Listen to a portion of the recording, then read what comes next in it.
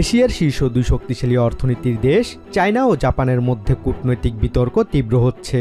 এই উত্তেজনার আঁচ বাণিজ্য থেকে শুরু করে পর্যটন এমনকি আন্তর্জাতিক কূটনীতির পরিসরেও এসে পড়েছে।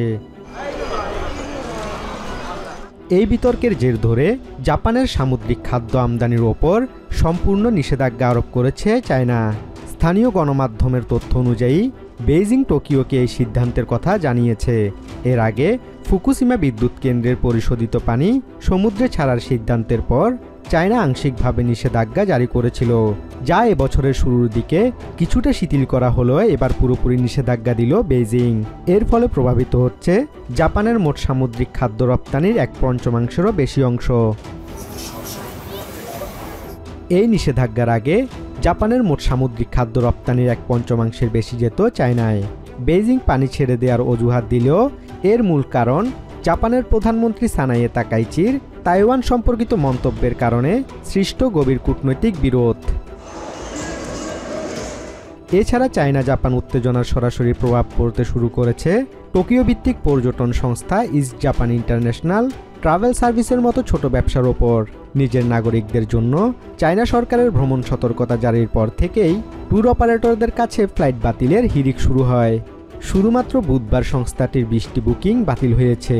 সংস্থাটির ভাইস প্রেসিডেন্ট ইউ জিনশিন জানান, পরিস্থিতি আরও খারাপ হলে তাদের ব্যবসা ব্যাপকভাবে ক্ষতিগ্রস্ত হবে। আমাদের জন্য এটি একটি বিশাল ক্ষতি। যদি এটি 1 বা 2 মাস স্থায়ী হয় আমরা সামলে নিতে পারি, কিন্তু পরিস্থিতি যদি আরও খারাপ হতে থাকে তবে এটি আমাদের ব্যবসায়িক কার্যক্রম ও ব্যবস্থাপনায় অবশ্যই বড় প্রভাব ফেলবে।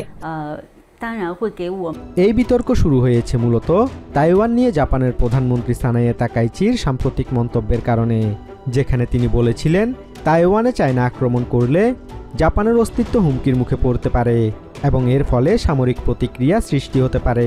দুই দেশের দূতাবাসই তাদের নিজ নিজ নাগরিকদের জন্য সতর্কতা জারি করেছে। অন্যদিকে ডিসেম্বরের 31 তারিখ পর্যন্ত 10টিরও বেশি চায়না এয়ারলাইন জাপানগামী রুটে রিফান্ডের প্রস্তাব দিয়েছে এবং সিচুয়ান এয়ারলাইন্স তাদের একটি রুট বাতিল করেছে। দুই অর্থনীতির এই ক্রমবর্ধমান কূটনৈতিক বিতর্ক এখন শুধু রাজনীতি বা কূটনীতির মধ্যে সীমাবদ্ধ নেই। এর প্রভাব সরাসরি সাধারণ ব্যবসা এবং মানুষের জীবনযাত্রায় পড়তে শুরু করেছে। Basudeb Nath, TVN 24 news desk. New York থেকে সম্প্রচারিত টিভিএন 24 টেলিভিশন বিশ্বজুড়ে বাঙালির কণ্ঠস্বর।